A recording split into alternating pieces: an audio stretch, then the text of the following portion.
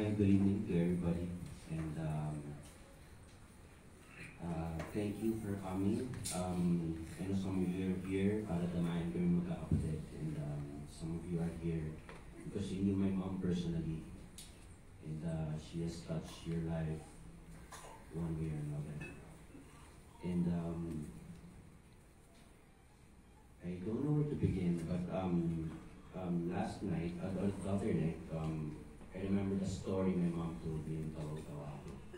Because if you knew my mom, she loved watching horror and zombie movies or shows. So there's one time pinunta sa akin ng mom ko na nasa movie, papunta silang movie house ng kaibigan niya.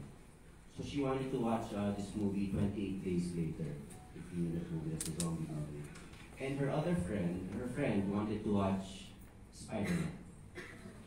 So, knowing my mom, a prankster, she bought the tickets to 28 Days Later. Telling her friend na, may tayo Spider-Man. So, they're watching the movie, and sabi ng kaibigan niya, mas si Spider-Man. Hintay ka lang. Nakakabas si Spider-Man. So, continued watching. Ting! Maraming si Spider-Man. Sabi ng mami ko, hintay ka lang. Nakakabas din si Spider-Man. So, more than halfway the movie, and, siyempre, nagtataka na yung kaibigan niya. Ting! Parang marami si Spider-Man. Hindi lalabas na yan. Punyeta ka, Bing! Hindi to Spider-Man! Hindi to Spider-Man!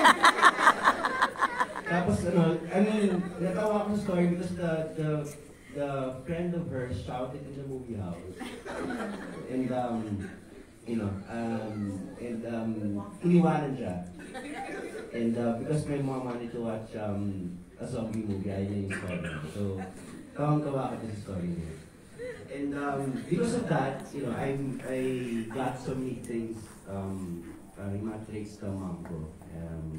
I like watching also, horror movies because of her, I guess. Nakuha yun. And I think ang pinakamalaking nakuha ko sa kanya is patience. Because my mom was so patient with me. Kahit na ako yung pinakamabait na anak. Yung mga nakakilala sa akin, alam niyo yun, na ako yung pinakamabait na anak. Thank you. And hindi rin ko itong hindi na ako pinapagalitan. Pinapagalitan ako minsan lang, kasi lagi akong tama. But kidding aside, this is how it feels. I always wondered,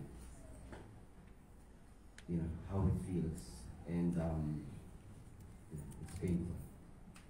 It comes and it goes, and sometimes when I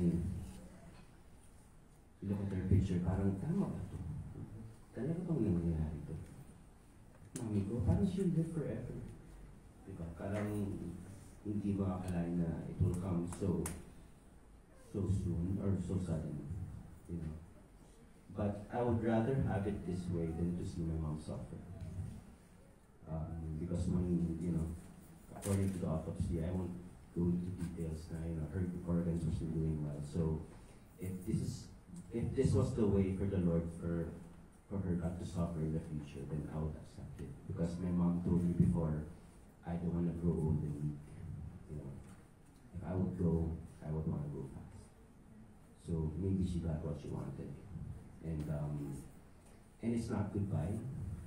I know we'll see Momsy again one day, but wag muna, tulad na sabi ni Athena, na wag nang Momsy kasi may manak pa kami. So I guess her mission is done, and it's time, ang dami na namin natutunang wisdom sa kanya.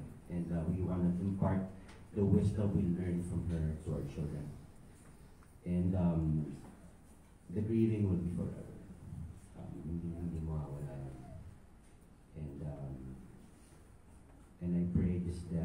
Momsy will bring us closer together. Even closer together. Close na tayo, pero sana maging close pa tayo. And that's it. I want to thank everybody for coming. From the bottom of my heart, thank you.